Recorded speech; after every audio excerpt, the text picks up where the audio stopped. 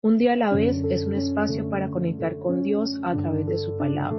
Suscríbete y acompáñame en este maravilloso viaje y permite que la palabra nos transforme de dentro hacia afuera. Bendecido día para todos. Hoy vamos a la reflexión número 137 y el título de la reflexión de hoy es Dios y su amor eterno por nosotros. La lectura las encontramos en el segundo libro de Samuel, capítulos 1 y 3, el Salmo 136 y el Evangelio de Lucas, capítulo 23, versos del 1 al 32. Nosotros somos el centro del amor de Dios. Por eso todo lo que sucede en nuestras vidas obra para bien.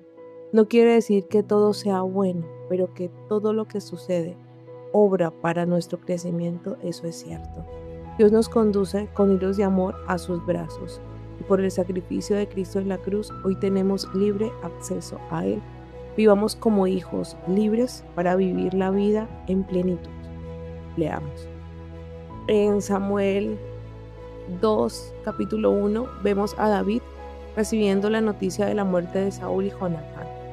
Humanamente, este era el momento perfecto para alegrarse, porque Saúl había sido su perseguidor durante muchos años. Pero David no celebra la caída de su enemigo, al contrario, llora, ayuna y lamenta profundamente lo sucedido. Esto revela el corazón de un hombre conforme al corazón de Dios.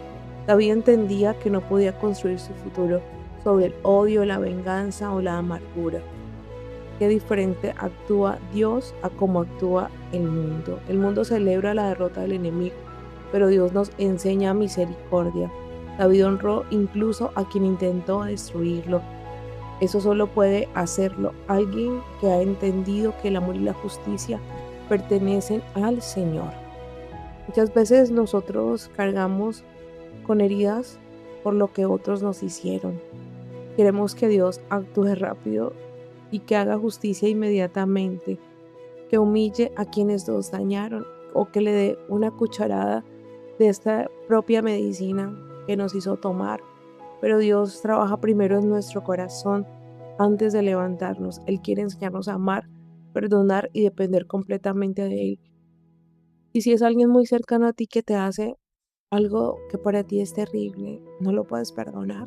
Yo lo digo por experiencia.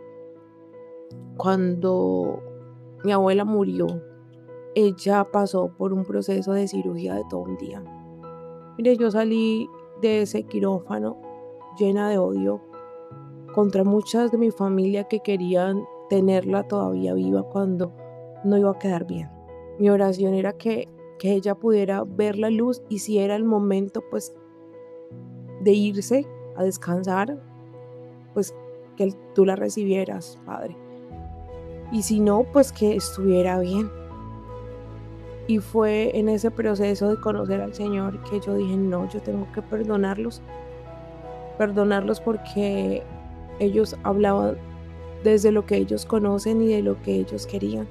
Cuando Dios me mostraba que ese rencor que yo sentía no, no me conducía a nada bueno, me estaba llevando a mí a amargar mi corazón, los pude perdonar y ahora los amo porque Dios me regaló ese amor y a cada uno trato de darle lo mejor y de estar lo más pendiente posible y de mostrarles a un Dios vivo que sin importar las circunstancias aprende a amar. No fue fácil, fue un proceso y aún sigo aprendiendo. David se entera de la muerte de Saúl. Después de la muerte de Saúl, David volvió a Siclag tras haber derrotado a los amalecitas y allí se quedó 2 días. Pero al tercer día llegó del campamento de Saúl un hombre que traía la ropa rasgada y la cabeza cubierta de tierra en señal de dolor. Cuando llegó ante David, se inclinó hasta el suelo en señal de reverencia. David le preguntó, ¿de dónde vienes? He logrado escapar del campamento israelita, respondió aquel hombre. Pues, ¿qué ha ocurrido? Dímelo, por favor, exigió David. Pues que el ejército huyó del combate y que muchos de ellos murieron, contestó aquel hombre, y también murieron Saúl y su hijo Jonatán.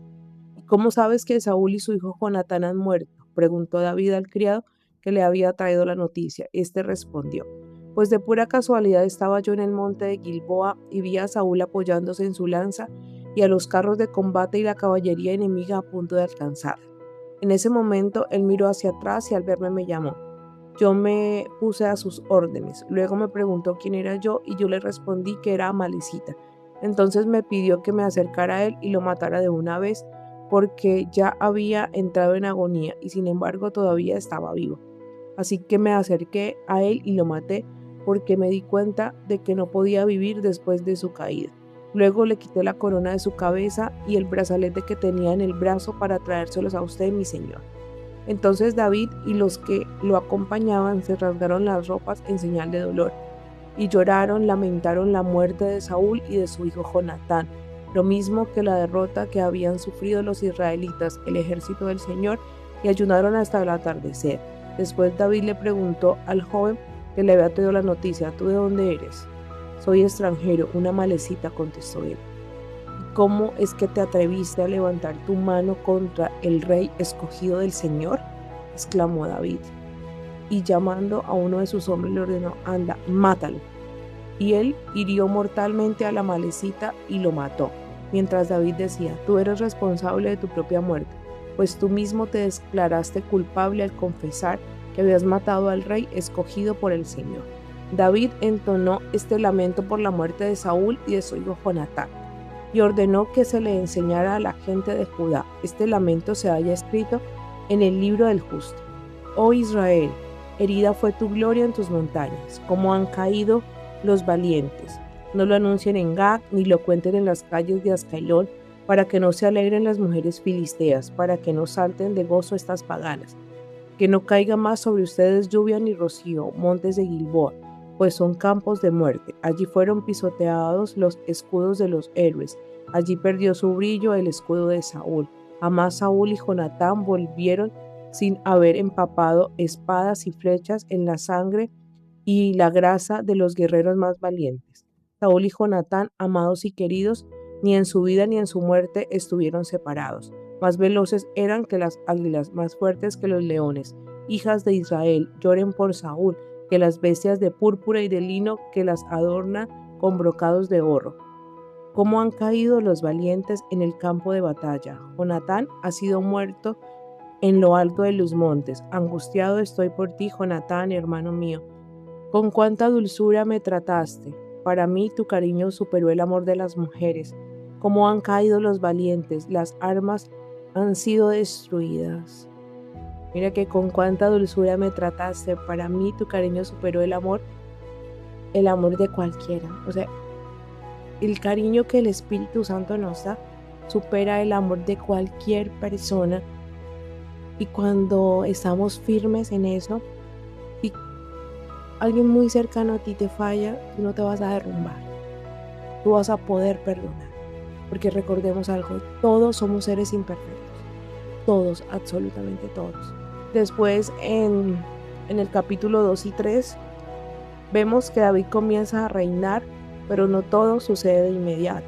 Aunque ya había sido ungido por Samuel, todavía enfrenta divisiones, guerras y oposición.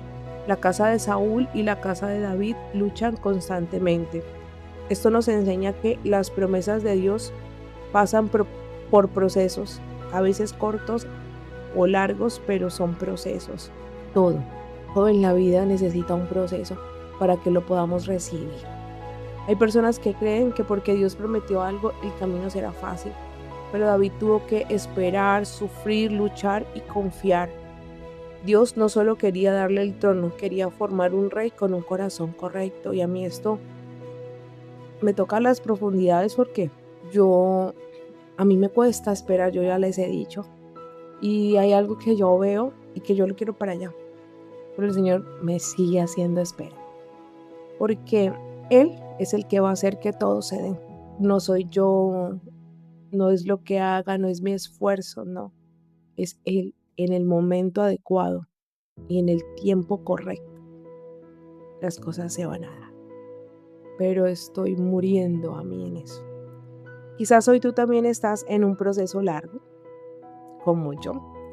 Tal vez siente que Dios tarda, que las cosas no avanzan, que las respuestas no llegan. Pero recuerda esto, aunque el proceso sea lento, el amor de Dios sigue siendo eterno. Él no nos ha abandonado. Él sigue trabajando, aunque nosotros no lo queramos ver. Aunque nosotros veamos que esto va demasiado lento, pero Dios sigue ahí obrando. Aprendamos a esperar. David es proclamado rey de Judá. Después de esto, David consultó al Señor y le dijo: ¿debo ir a algunas de las ciudades de Judá? El Señor le contestó: sí, debes ir. Entonces David preguntó: ¿a dónde debo ir? El Señor le respondió: a Hebrón. David fue allá con sus 2 mujeres, Ahinoam del pueblo de Jezreel y Abigail, la viuda de Nabal del Carmel. También se llevó a sus compañeros con sus respectivas familias y se establecieron en las ciudades de Hebrón. Llegaron después los hombres de Judá y consagraron allí a David como rey de Judá. Cuando le contaron a David que los de Jabes de Galaad eran los que habían enterrado a Saúl, envió David unos mensajeros a decirles: que el Señor los bendiga por tratar con tanta bondad a Saúl, su señor, dándole sepultura, y que el Señor los trate a ustedes con bondad y fidelidad. Yo por mi parte los trataré bien a ustedes por esto que han hecho, pero ahora cobren ustedes ánimo y valor, pues aunque ha muerto Saúl su señor, la tribu de Judá me ha consagrado para que yo sea su rey. Israel y Judá en guerra. Pero Abner, hijo de Ner, jefe del ejército de Saúl, tomó a Is-Bosé, el hijo de Saúl, y lo llevó a Mahanaim, donde lo consagró como rey de Galaad, de Geisuri, de Jezreel, de Efraín, de Benjamín y de todo Israel. Cuando Is-Bosé comenzó a reinar, tenía 40 años y reinó durante 2 años, pero la tribu de Judá reconocía como rey a David. Así que David fue rey de Judá durante 7 años y 6 meses, y la capital de su reino fue Hebrón. Abner solicitó entonces a Mahanaim, a Gabón, al frente de las tropas de Is-Bosé. Por su parte, Joab, hijo de Zeruía, y las tropas de David salieron de Hebrón y se encontraron con ellos junto al depósito de aguas de Gabaón. Los 2 ejércitos tomaron posiciones, unos al lado del depósito y otros al lado opuesto. Entonces Abner le propuso a Joab: que salgan a luchar los jóvenes delante de todos nosotros. De acuerdo, contestó Joab. Así pues, para luchar por parte de Benjamín y de Is-Bosé, hijo de Saúl, pasaron al frente 12 jóvenes soldados y otros 12 de parte de las tropas de David.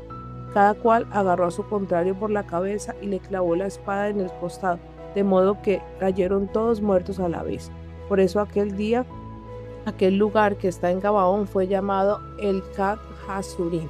El combate fue muy duro aquel día, y Abner y las tropas de Israel fueron derrotados por los soldados de David. Allí estaban los 3 de Zeruía, Joab, Abisai y Asael. Este último corría veloz como un ciervo a campo abierto, y se lanzó en persecución de Abner sin darle ninguna oportunidad de escapar. Cuando Abner miró hacia atrás, exclamó: «Pero si eres tú, Asael». «Claro que soy yo», respondió él. Entonces Abner le dijo: «Deja ya de perseguirme, mejor agarra a alguno de los criados y quédate con todo lo que lleva encima». Pero como Asael no quiso dejar de perseguirlo, Abner volvió a decir: «Deja ya de perseguirme, o veré obligado a derribarte por tierra. Y luego, ¿con qué cara voy a presentarme ante tu hermano Joab?». Como Asael no quiso apartarse, Abner le clavó en el vientre la punta posterior de su lanza, la cual le salió por la espalda, y Asael cayó muerto allí mismo.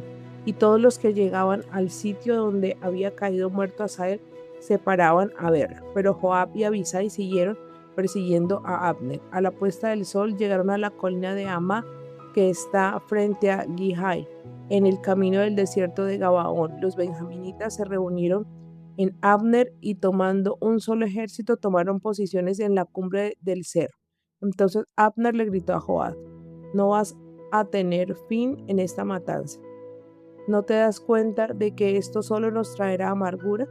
¿Cuándo vas a ordenar a tu gente que deje de perseguir a sus hermanos?». Joab contestó: «Te juro por Dios que si no hubieras dicho eso, mi gente habría seguido persiguiendo a sus hermanos hasta el amanecer». Enseguida Joab ordenó que tocaran las trompetas y toda la gente se detuvo, dejando de perseguir a los israelitas y de luchar contra ellos.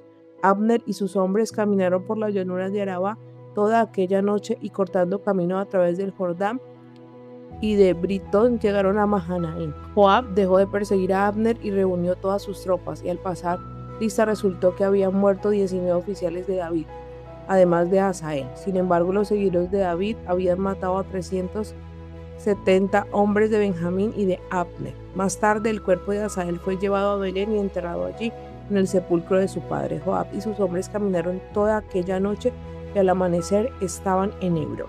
Capítulo 3. La guerra entre la casa de Saúl y la casa de David fue larga, pero mientras que la de David iba haciéndose más y más fuerte, la de Saúl se iba debilitando.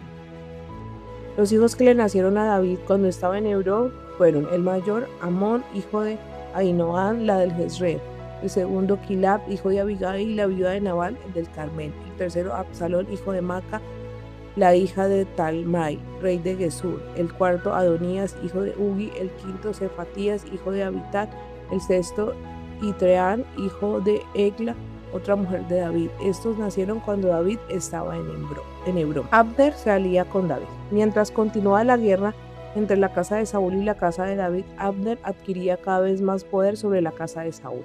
Saúl había tenido una concubina llamada Rispa, hija de Aiah, con la que Abner tuvo relaciones. Por lo tanto, Isbosé le reclamó a Abner: ¿por qué te acostaste con la concubina de mi padre? Abner se enojó mucho por la reclamación de Isbosé y le contestó: ¿acaso soy un perro al servicio de Judá? Yo he sido fiel a la casa de Saúl, tu padre y tus parientes y tus amigos, y no he entregado a manos de David. Y tú me acusas ahora de haber pecado con una mujer. Que el Señor me castigue duramente si no hago con David lo que el Señor le ha prometido, quitándolo del trono la dinastía de Saúl y estableciendo a David en el trono de Israel y de Judá desde Dan hasta Berseba. Isbosé no pudo responderle a Abner una sola palabra porque le tenía miedo. Abner, por su parte, envió mensajeros a decirle a David: ¿de quién es el país? Hagamos un trato. Yo haré cuanto esté a mi alcance para que todo Israel se ponga de tu parte. David le contestó: estoy de acuerdo en hacer un pacto contigo, pero con una condición: que no te presentes ante mí sin traer contigo, cuando vengas a verme, a Mical, la hija de Saúl. Además, David envió mensajero a Isbosé diciéndole: entrégame a Mical, mi mujer, con la que me casé a cambio de 100 prepucios de filisteos. Entonces Isbosé mandó que se la quitaran a Patiel, hijo de Lais, que era su marido, pero Patiel se fue detrás de ella llorando y la siguió hasta Baurín. Allí Abner le ordenó que regresara y Patiel regresó. Más tarde Abner habló con los ancianos de Israel y les dijo: hace ya tiempo que ustedes andan buscando que David sea su rey. Pues bien, ha llegado el momento de actuar, porque el Señor ha prometido a David su siervo que por medio de él librará a Israel, su nación, del dominio de los filisteos y del poder de todos sus enemigos. Abner habló también con la gente de Benjamín y después fue a Hebrón para comunicarle a David el parecer de Israel y de toda la tribu de Benjamín. Llegó con 20 hombres a Hebrón, donde estaba David, y David hizo un banquete para él y los que lo acompañaban. Luego Abner le dijo a David: ahora debo irme para reunir a todo Israel, para que hagan un pacto con su majestad y que así su majestad reine conforme a sus deseos. David despidió a Abner, el cual se fue tranquilamente. Joab mata a Abner. Joab y los seguidores de David llegaron en ese momento de una de sus correrías, trayendo consigo gran cantidad de cosas que le habían quitado al enemigo. Abner no estaba ya con David en Hebrón, pues se había ido tranquilamente después que David lo despidió. Al llegar Joab con todo el ejército que le acompañaba, le contaron que Abner, hijo de Ner, había estado antes con el rey y que se había ido después que el rey lo despidió. Entonces Joab fue al ver al rey y le dijo: ¿qué es lo que has hecho, su majestad? Abner ha venido a ver a su majestad y su majestad ha dejado que se vaya. ¿Acaso no sabe su majestad que Abner, hijo de Ner, ha venido solamente a engañarle y a espiar sus movimientos y a enterarse de todo lo que su majestad hace? Cuando Joab salió de hablar con David, envió mensajeros a buscar a Abner sin que David lo supiera, y estos hicieron volver desde el pozo de Sira. Cuando Abner llegó a Hebrón, Joab lo llevó a un lado de la puerta de la ciudad para hablar con él a solas, y lo hirió de muerte en el vientre para vengar la muerte de su hermano Asael. Más tarde, cuando David lo supo, dijo ante el Señor: yo y mi reino somos completamente inocentes del asesinato de Abner, hijo de Ner. Que caiga la culpa sobre la cabeza de Joab y sobre toda su familia, y que nunca falte en su casa quien sufra flujo, lepra o cojera, ni quien sea asesinado o padezca hambre. Joab y Abisai mataron a Abner, porque en la batalla de Gabaón Abner había matado a los hermanos de él. Joab y Abisai mataron a Abner porque en la batalla de Gabaón Abner había matado al hermano de ellos. Después David ordenó a Joab y a todo el grupo que los acompañaba: rasguen la ropa y vístase con ropas ásperas y guarden luto por la muerte de Abner. El rey David marchó detrás de la camilla y enterraron a Abner en Hebrón. Allí el rey se puso a llorar a voz en cuello junto al sepulcro de Abner, y lo mismo hizo toda la gente.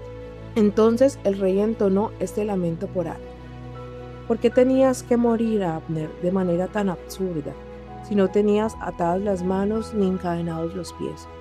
Has muerto como quien muere a manos de gente malvada. También la gente siguió llorando por él.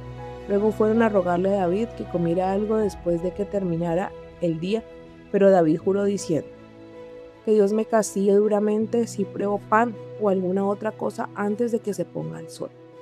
Todos comprendieron esto y les pareció bien, pues todo lo que el rey hacía agradable a la gente. Aquel día todos los israelitas quedaron convencidos de que el rey no había tenido nada que ver con la muerte de Abner, hijo de Ner. Luego el rey dijo a sus oficiales: como ustedes saben, hoy ha caído en Israel un jefe principal, una gran personalidad. Por eso yo, a pesar de ser el rey que Dios ha escogido, me siento débil ante la extremada violencia de los hijos de Zeruía. Que el Señor le dé su merecido a quien cometió esta maldad. Vemos que para que David empezara a reinar sobre todo Israel, fueron pasando un sinnúmero de cosas, porque lo que se hacía era que los hijos del rey eran los que iban a ocupar el trono, pero David tenía una promesa, y para que eso se diera tenía que haber muchos cambios. Entonces, y fue largo ese proceso. Eso es lo que nos muestra a nosotros, que por más que tengamos esa promesa, hay que aprender a esperar y permitir que Dios nos transforme para poder recibir esa bendición y para que realmente sea bendición. Si recibimos esa bendición con el corazón incorrecto, no va a ser bendición para nosotros, y es lo que nos cuesta entender. Y el Salmo 136 repite una poderosa frase en cada verso: porque su amor es eterno. Dios es bueno porque su amor es eterno. Dios sostiene porque su amor es eterno. Dios corrige porque su amor es eterno. Dios rescata porque su amor es eterno. Dios no olvida a sus hijos porque su amor es eterno. Y este salmo no fue escrito desde la comodidad, sino desde los momentos difíciles: esclavitud, desierto, guerras y enemigos. Aún así, Israel entendió que en cada etapa Dios ha permanecido fiel. Y si tú te pones a pensar, en cada temporada Dios ha estado contigo sosteniendo. Pero recuerda que cada temporada es parte del proceso para la bendición que ha de venir. ¿Cuánto tiempo demore? Depende de nosotros, la actitud con la que lleguemos a las temporadas difíciles, de cuánto aprendamos, de cuánto seamos dóciles al Espíritu para ser transformados. Ese tiempo es de nosotros. Dios quisiera que fuera en un chasquido, pero Él sabe que nosotros no nos cocinamos con un solo hervor. Entonces eso nos dice ese maravilloso salmo. Vamos a leer: amor eterno de Dios de Israel.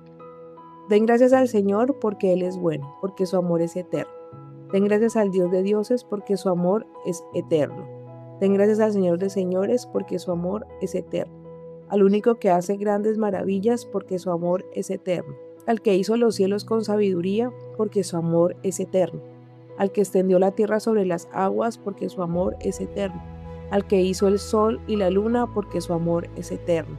El sol para alumbrar de día porque su amor es eterno.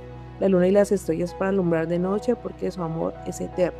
Al que hirió al primer hijo de toda la familia egipcia porque su amor es eterno. Al que sacó de Egipto a los israelitas porque su amor es eterno, extendiéndose su brazo con gran poder porque su amor es eterno. Al que partió en dos el mar rojo porque su amor es eterno. Al que hizo pasar a Israel por en medio del mar porque su amor es eterno. Al que hundió en el mar rojo al faraón y a su ejército porque su amor es eterno. al que llevó a su pueblo por el desierto, porque su amor es eterno, al que hirió de muerte a grandes reyes, porque su amor es eterno, al que a reyes poderosos quitó la vida, porque su amor es eterno. Sión al rey amorreo, porque su amor es eterno, a Og el rey de Basán, porque su amor es eterno, al que repartió la tierra de esos reyes, porque su amor es eterno, y la dio como herencia a su siervo Israel, porque su amor es eterno, al que nos recuerda cuando estamos abatidos, porque su amor es eterno, al que nos libra de nuestros enemigos, porque su amor es eterno, al que da de comer a hombres y animales, porque su amor es eterno. Den gracias al Dios del cielo, porque su amor es eterno. El amor de Dios es eterno. Nos ha amado desde siempre. Somos el centro del amor de Dios. Y cuando llegamos a Lucas 23, vemos la expresión más grande de ese amor eterno. Jesucristo caminando hacia la cruz. Jesús fue acusado injustamente, rechazado por el pueblo, burlado, golpeado y condenado siendo inocente. Pilato no encontró culpa en él. Herodes se burló y la multitud prefirió liberar a Barrabás antes que al Salvador. Aún así, Jesús siguió caminando hacia el Calvario. ¿Por qué? Porque su amor por nosotros es eterno. Jesús cargó la cruz pensando en nosotros. Él soportó el rechazo para darnos salvación. Él recibió heridas para sanar nuestras vidas. Él fue entregado para que nosotros pudiéramos estar cerca del Padre. Y lo más impactante es que Jesús no dejó de amar aun cuando le traicionaron, lo abandonaron, lo condenaron. Ese es el amor de Dios, un amor que permanece incluso cuando todos fallamos. Y ese es el amor que debemos dar a todos.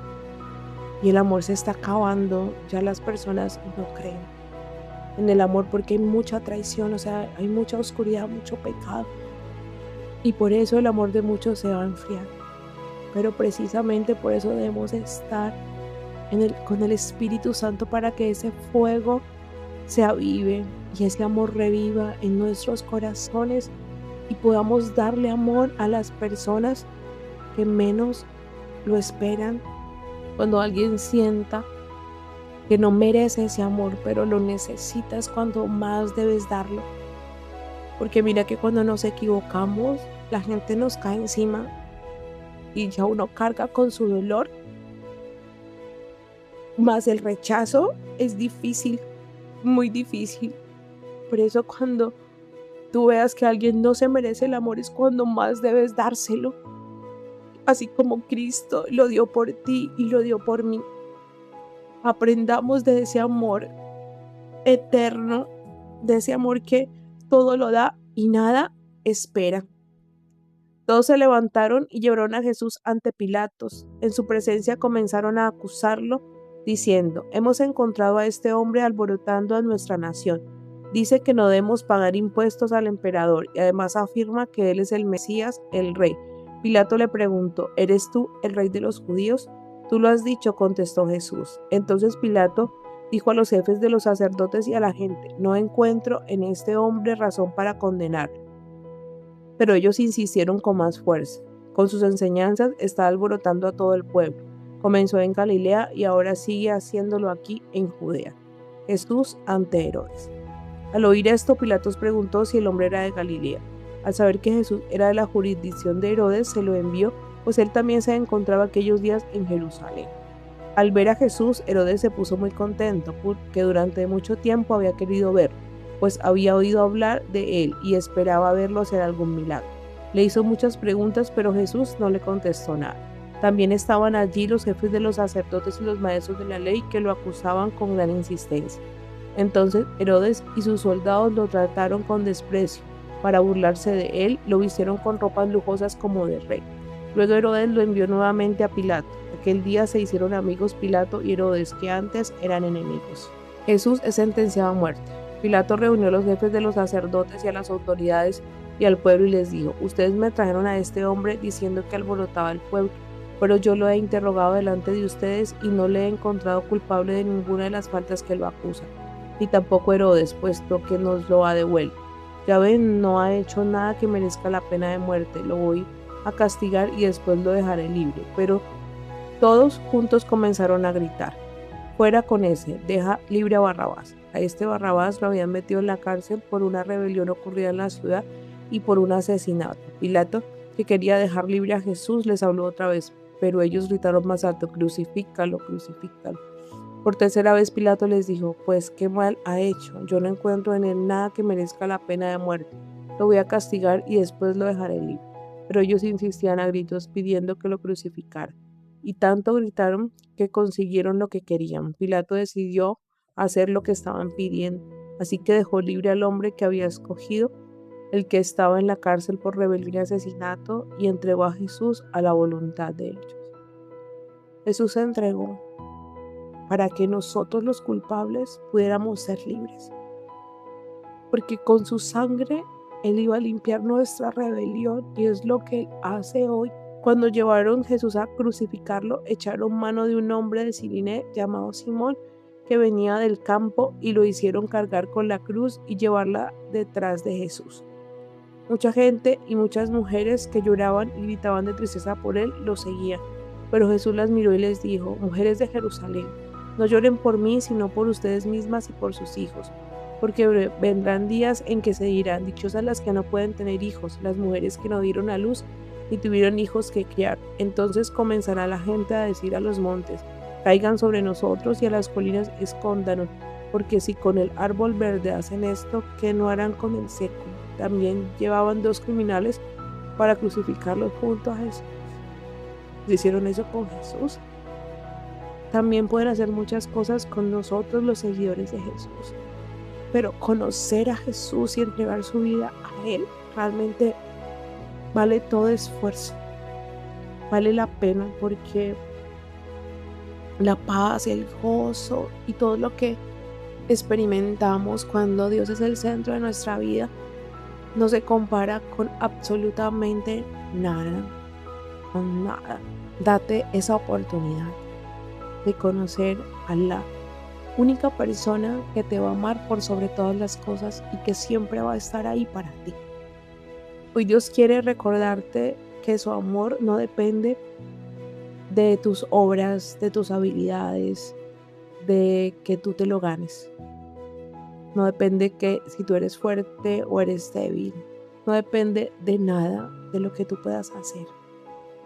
El amor de Dios es eterno y no hay nada de lo que podamos hacer que nos separe de ese amor manifestado en Cristo Jesús. Pero nada. Yo hoy quiero que eso quede tatuado en ti.